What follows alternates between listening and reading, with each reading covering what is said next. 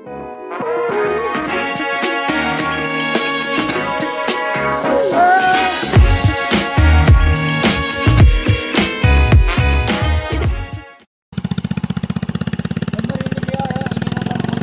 what's up guys? Nandito na kami sa Tanaw Restaurant. Pre, ingay ng ano pre. Yun, what's up guys? Pre, mga ganun. Ayos na nakakalaman siya pre. Maganda. Kanya naisip na Ang video pre. isang ay picture nga, joke lang. Ano, kasama sa video na ano pre. Picture din po. Tara ka 0. 1.5. Pre, yung maliit lang yan pre. Kuya, pwede ba sa... Sige, pwede. Yes! Pogi ni Kuya. Uy, nako. Pogi po ng... Pre, lalamigin pagkain niya. Ano po? Sorry lang. Ano na lang po, drinks po dadalhin ko dito. Okay po. Okay po kuya, thank you po. Ay, yung barbecue ba po? Niluluto pa po. Inuwi Okay. pa po namin sa ano eh. Kanurin sila naman. Thank you kuya. Thank you po.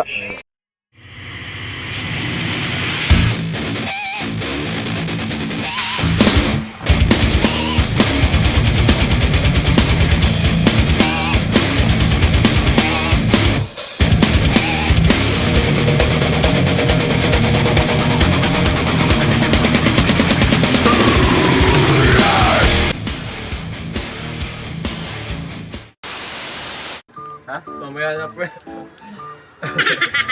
Ano din yung juice mo? Barbecue mukbang. Yung juice pre. Tanong natin kung pwede. Yun naman po, we will rate the taste and the consistency of the taste of the food. Wait lang, may tortilla tayo pre. Wait lang. Ito rin yung artilla private nga lang.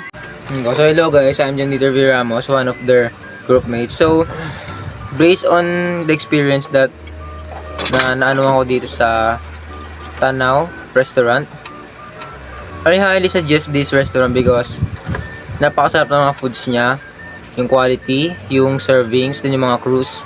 Talagang overall, talagang nalimit yung expectation ko is talagang nag-exceed. But meron na kami mga certain issues about sa foods, sa taste. In terms of quality, okay lang siya in terms of quality. But in terms of taste, meron mga parang missing pieces in terms of taste. So, right now we will rate it one by one. First, me. In terms of taste, masarap yung bagnet, kare-kare, and yung sinigang nila. Pati din yung sisig. But sa sisig, merong off na taste dun sa kulang siya ng in terms of sourness and sa mayonnaise din. Sa bagnet kare-kare, okay lang din siya in terms of taste. Hindi na kailangan ng alamang to create a booming taste. Hindi na kailangan kasi mismo kare-kare is malasa na. Sa sinigang, may certain issues but in terms of taste, wala na masasabi. Okay. Pati yung sabaw niya malapot din. And sourness is great din. Awesome din. So wala na masasabi. UCM ano? Hello guys. So ngayong gabi nandito kami sa Tanaw Restaurant sa UCM Adventure Park. UCM Adventure Park. Yun guys. So tapos na kami kumain at i-rate na namin yung mga pagkain na in-order namin. So ayun nga guys, kakatapos na namin kumain. Ay, hindi pa pala. Kita nyo naman. Kaya sisimulan natin i-rate ang mga foods in 3, 2, 1. So hello guys, I'm Yuba Sabes Longoria and i-rate ko yung mga in-order namin na sisig, sinigang, kare-kare and barbecue. So unahin natin yung sinigang. Sa lasa niya, sa taste niya is 10 out of 10 pero may konting problema lang pagdating sa mga laman, which is yung medyo matigas, di masyadong malambot, pero overall okay naman. Sunod is kare-kare, 10 out of 10, sobrang sarap. Sobrang sarap. Next is yung barbecue. Okay naman sa lasa. 10 out of 10 din. And sunod is sisig. Masarap siya. 10 out of 10. Okay, cut mo nga. Sa ano naman po? Ay, sorry. Cut yan, cut yan. And ako naman po si Jared Robbie Hipolito, and we are here in the Tanaw ako naman po si Jared Robbie Hipolito, and nandito kami ngayon sa Tanaw Restaurant sa UCM Adventure Park. So gabi po kami pumunta dito, so para makita namin yung City lights. city light na overlooking view dito sa Tanaw Restaurant. So i-rate ko naman po ngayon yung mga food na in-order namin, which is the pork belly sinigang, barbecue, pork sisig, and bagnet kare-kare. So sa sinigang naman po is, ang masasabi ko lang is, so yun sa taste, in terms of taste, masarap siya. So but the texture of the pork and yung labanos, medyo matigas siya, parang hindi po masyado napalambutan ng nagluto. So and sa sisig naman po is okay naman yung karne niya, but the taste naman po is parang medyo kulang sa in terms of sourness niya. Pero okay naman po lahat. So sa kare-kare naman po, ayun, dito ako mas nasarapan lalo dahil walang problema. Yung karne niya masarap, crispy yung balat, and yung sabaw niya is very lasang-lasa yung peanut butter na nilagay. And sa barbecue naman, okay naman yung karne niya, but may mga part na medyo sunog dahil kinrel kasi yung barbecue na to. And yun lang po. Hello po, I'm Samuel James Waay.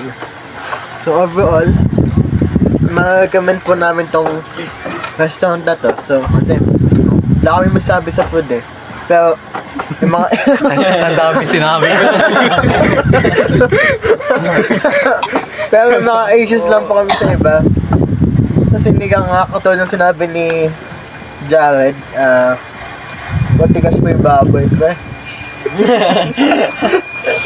Yung labanos, Matigas po yung baboy, pre. Tapos yung yung barbecue, yung mga sunog, yun. Bagnet. Okay na yun. Bagnet Okay. Okay na yun, pre, para matawa sila, pre.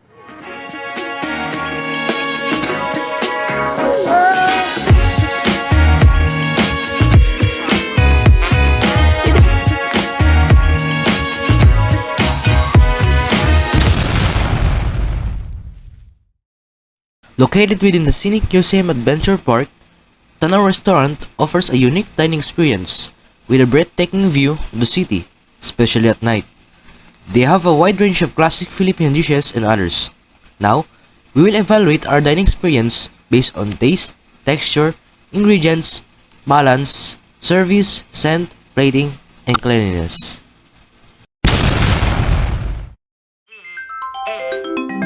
Mamma mia!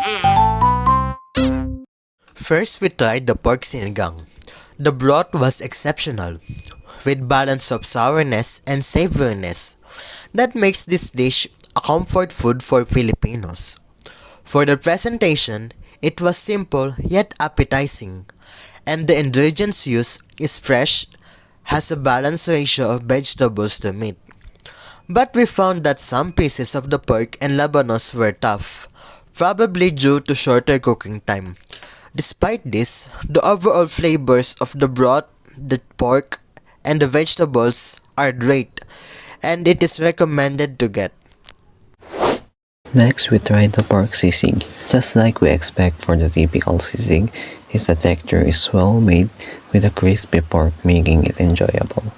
However, while the dish was savory, it lacks some key flavor like the lack of citrus, like calamansi, that would have enhanced the dish more. Even after adding calamansi, it didn't fully balance the flavor through, making the sisig incomplete. For ingredients balance, the pork's to fat ratio was good, and the plating was your typical sisig with garnish of onions, chilies, and eggs served on a hot plate. Nothing special. Overall, for me the taste is 8 over 10, and for the texture is also 8 over 10, and for the balance and ingredients and or the volume is 9 over 10, and for the sense of the food is 9 over 10, and for the plating and appearance it's 5 over 5. Our third dish was the bagnet kare-kare, and it was the most notable dish that we ordered. The taste was perfectly balanced. The nutty, creamy peanut sauce paired exceptionally with the crispy pork bagnet. Despite being coated in sauce, the bagnet remained crunchy yet soft. Also, with its partner, the alamang enhanced the overall dish. For ingredients balance, everything works good perfectly. With the good amount of sauce, meat and vegetables, the dish was presented visually appealing with a nice contrast of colors. And then we also ordered the pork barbecue, which consists of 5 skewers. For the taste, it was okay in your typical Filipino pork barbecue but slightly less sweet. But overall, it has that smoky and savory flavor that we all want from a barbecue. However, we noticed that some parts were burnt, making certain pieces unable to eat. For ingredients balance, the ratio in its portion size was a bit small for its price, which is for heavy eater not worthy to try. In terms of presentation, it was served average and neatly arranged. And it has a side of vinegar for dipping sauce. And lastly, the service and staff was accommodating, attentive, and polite. And shout out to our waiter which made our dining experience fun and memorable. The waiting time on our food is only fair, considering the amount of food we just ordered, which is just good. The kubo that where we ate is overall clean and really captured the vibe of the Filipino with the beautiful city lights as your view. Overall, we should rate this in service 10 over 10 and in cleanliness 9 over 10. Overall, Tanaw Restaurant offers a solid Filipino dining experience with a cozy ambiance, scenic views, and a warm, inviting atmosphere. It's a great place to enjoy Filipino cuisine while taking in the beauty of UCM Adventure Park, which has activities more to offer, not just its restaurant, which you should try out with your families and friends. That wraps up our review. Don't forget to like, share, and subscribe for more food reviews. See you in the next one!